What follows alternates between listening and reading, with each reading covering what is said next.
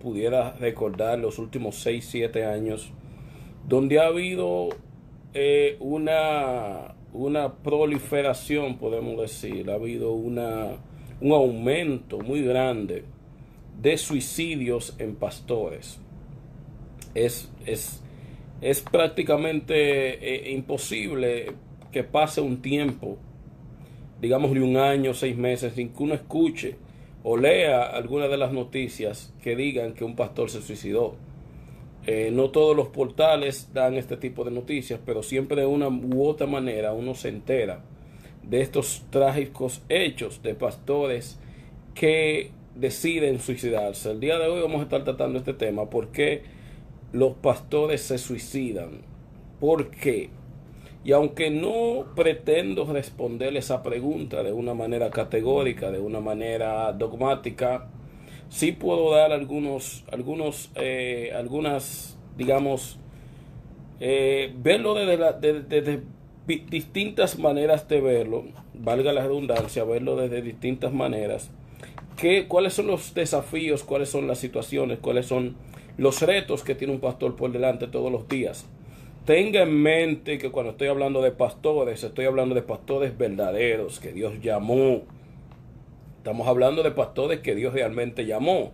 No estamos hablando de gente que se enganchan al pastorado por fama, por dinero, por posiciones, por renombre, por todas esas cosas. Ese tipo de gente lo vamos a dejar fuera en el día de hoy, porque para ellos se pudiera hacer un programa. Pero yo estoy hablando en el día de hoy de pastores reales que tienen el llamado de parte de Dios, que han sentido en su corazón el llamado, ese amor por las almas, y que hoy en día están al frente de una grey porque Dios los puso allí, no porque ellos mismos se pusieron, porque usted conoce que ciertamente hay mucha gente que no los puso Dios, sino que ellos mismos se pusieron. Y de esa gente lo vamos a estar hablando hoy. Estamos hablando de los verdaderos pastores que sufren, que pasan vicisitudes, que luchan de una manera tremenda por mantener la doctrina del Evangelio y por traer las almas a los pies de Cristo. ¿Por qué se suicidan los pastores? Y vamos a estar hablando también desde un punto de vista separado de lo doctrinal,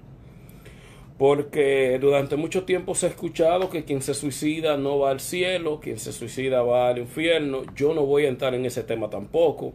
Cada quien tiene su punto. Algunas personas entienden que no, que como la salvación es segura, la salvación es garantizada en Cristo, y que el suicidio no aparece en la Biblia como el pecado imperdonable, que esa persona entonces no pierde su salvación. Yo no voy a entrar en tema de que si se salva o no, si se pierde o no, si va al infierno o no una persona que se suicida, pero vamos a estar ampliando la vista sobre los pastores en el día de hoy. Vamos a estar analizando cuáles son las cosas que los pastores tienen que enfrentar cada día. Y yo, como no he pastoreado nunca, no puedo hablar desde la experiencia vivida, pero sí puedo hablar desde mi experiencia como miembro de muchas iglesias y como pastores que he tenido, y he visto con qué cosas ellos luchan cada día, y he visto, aunque no entiendo totalmente, digamos, para usted entender totalmente ese tipo de cosas, tiene que haber tenido una vivencia allí, pero yo he sido testigo de todas las vicisitudes y luchas que tienen los pastores hoy en día, y que los pastores que son llamados por Dios muchas veces no lo hablan, no lo dicen, y usted casi no se da cuenta. ¿Por qué se suicidan los pastores? Lo primero que tengo que decir es que hay altas expectativas sobre la vida de los pastores. Hay muy altas expectativas sobre la vida de los pastores, y en breve vamos a estar saludando a esas personas que se están conectando con nosotros en Facebook. Bendiciones a cada uno de ellos. En breve estaremos por nombre hablando, saludándolos personalmente a cada uno. Las altas expectativas que se tienen sobre la vida de los pastores. La gente exige mucho a sus líderes y más a los pastores, porque los pastores están para ser ejemplo a la grey que que Dios ha puesto en sus manos. Los pastores están para ser los guías de las ovejas que Dios ha puesto en sus manos.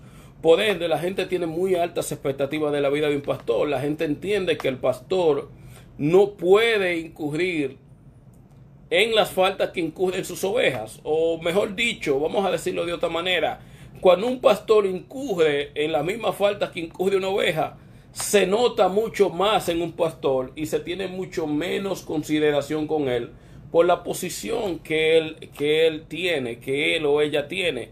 Entonces, cuando hablamos de los pastores, te estamos hablando también de la presión que ellos manejan por las altas expectativas que hay en la vida de cada uno de ellos. La gente espera que un pastor tenga un matrimonio perfecto.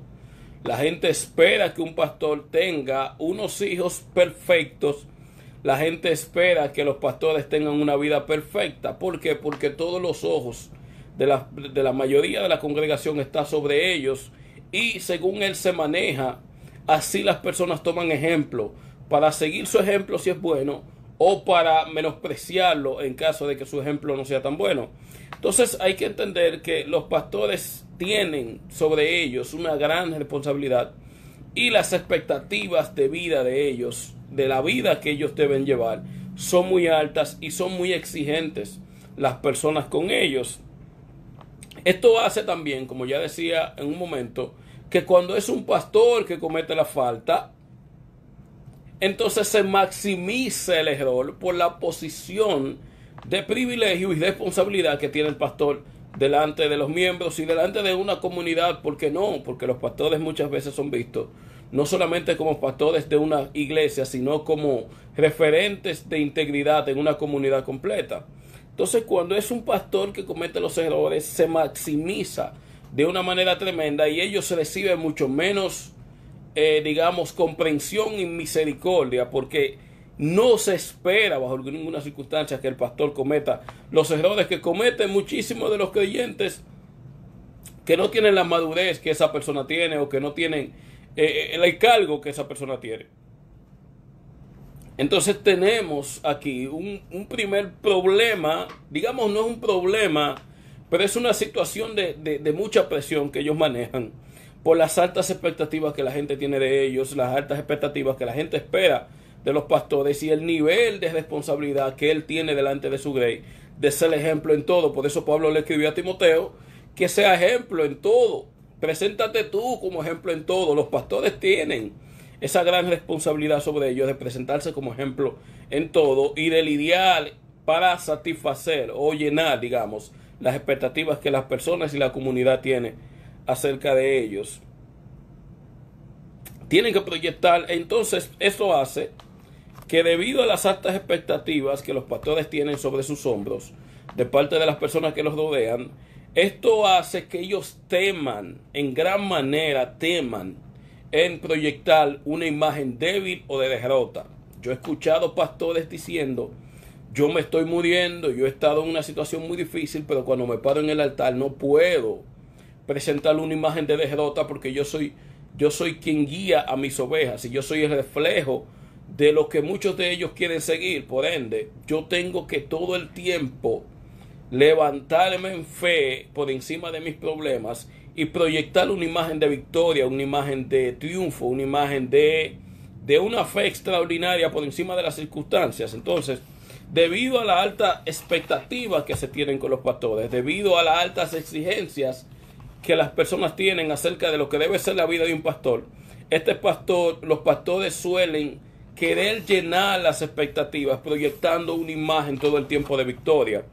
Y eso hace entonces que las personas se acostumbren a esa imagen que vende el pastor cada domingo en la iglesia, creyendo que la vida del pastor es eso que ellos siempre ven: un hombre que se para en fe, un hombre que declara la palabra con fe, un hombre que predica con valentía, un hombre que se presenta como alguien que realmente confía en lo que las escrituras dicen.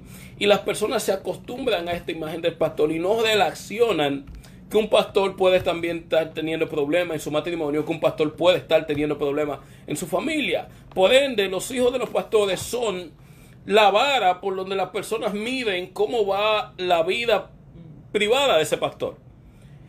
Entonces ellos, cuando ven una falta en un hijo de un pastor, ellos no van y reprenden al hijo o corrigen al hijo o entienden que ese hijo no está obedeciendo lo del pastor. Ellos culpan al pastor porque ese hijo está haciendo tal cosa.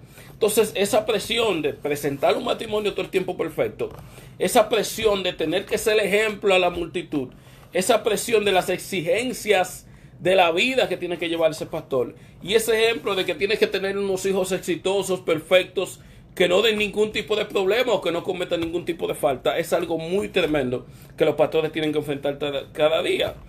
A las luchas que trae lidiar con personas también, la lucha inherente que trae usted tener que lidiar con personas, y lidiar con personas que son diferentes en su carácter, diferentes en su manera de pensar, diferentes en su manera de comportarse, que vienen de distintos contextos en su vida pasada antes de conocer a Cristo, y que tienen distintas debilidades. Cuando usted tiene que luchar con este tipo de situaciones, de personas que vienen de distintos momentos de su vida pasada, digamos, de distintos extractos de su vida pasada, todos tienen una manera de ver las cosas, y todos quisieran que en la iglesia se hicieran las cosas a la manera que ellos entienden que debe de ser.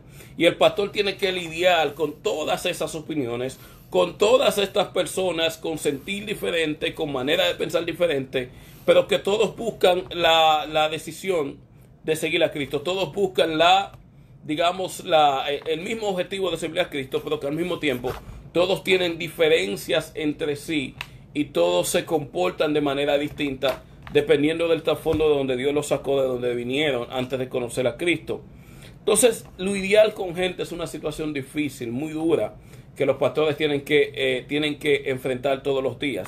Todo pastor, y hablo de los pastores creyentes verdaderos, como ya decía al principio, que han sido llamados por el Señor, todo pastor es criticado. Todo pastor, llamado por Dios, puesto por Dios, es criticado de una manera u otra. Es criticado por las personas que viven buscando falta en los demás, es criticado por los miembros que entienden que el pastor no debió decir tal cosa en el momento que lo dijo, es criticado también por las personas que entienden que el pastor tiene cierto favoritismo o no tiene favoritismo, o que trata a fulano mejor que a mí, o que tiene sus favoritos dentro de la iglesia. Y todo pastor es criticado de una manera u otra por la presión, por lo que la gente espera de ellos. Y cuando alguien no está recibiendo lo que se espera de un pastor, ese pastor es criticado, ese pastor es masacrado a sus espaldas, se podría decir.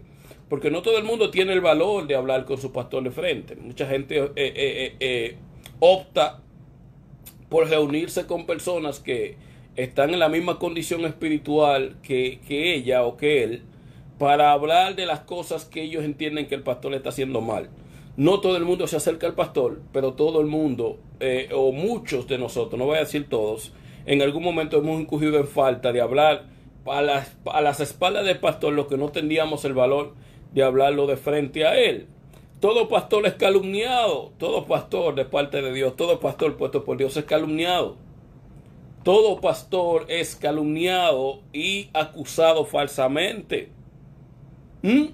Porque es muy mal entendido el pastor en muchos de los puntos de la Biblia, como él entiende que debe de aplicarse, como él entiende que las cosas tienen que ser en la iglesia.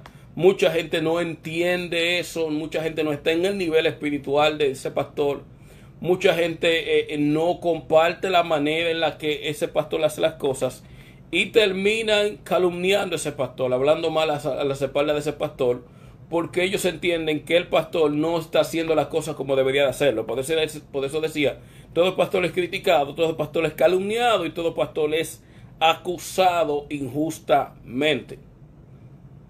A una marca de un creyente verdadero, y es como dice Jesús en el capítulo 5 de Mateo, cuando empieza hablando en el Sermón del Monte: bienaventurados estos, bienaventurados aquellos, bienaventurados aquellos, bienaventurados aquellos, y luego de una lista de unas 9 bienaventuranzas, 8 bienaventuranzas, entonces dice: bienaventurados cuando os vituperen y cuando os maldigan y cuando digan toda clase de mal de vosotros mintiendo.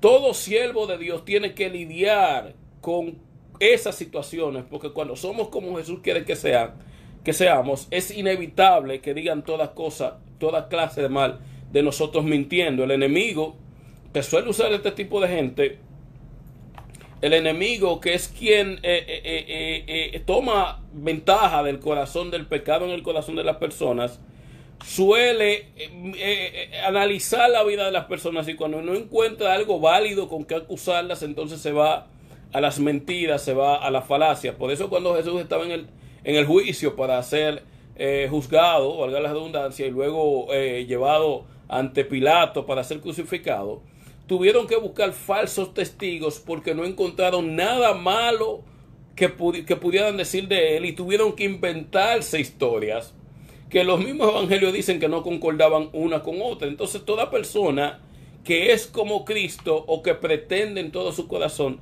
seguir a Cristo tiene que lidiar con ese tipo de acusaciones injustas, y un pastor más aún, porque es mucho lo que se espera de él, es mucho lo que la gente quiere de él, es mucho lo que la gente entiende que debe ser o hacer un pastor.